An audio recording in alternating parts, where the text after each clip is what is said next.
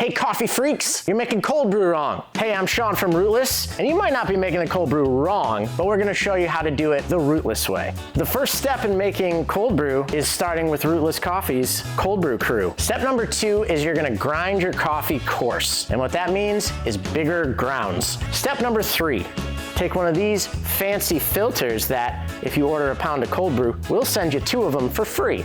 Step number 4, you're gonna take your ground cold brew and make sure you have 8 ounces. That's half of one of these bags. So if you don't have a scale, you can just do 2 measuring cups. You'll be close enough. Step 5, get your vessel.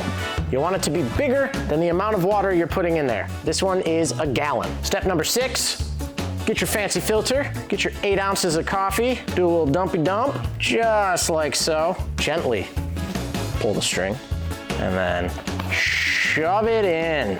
Step 7, the last step. Take your water, pour it over. I didn't prep for this, but you're gonna want it to be submerged, and then cover it up and leave it on the counter at room temperature for like 22 hours. 24 is fine.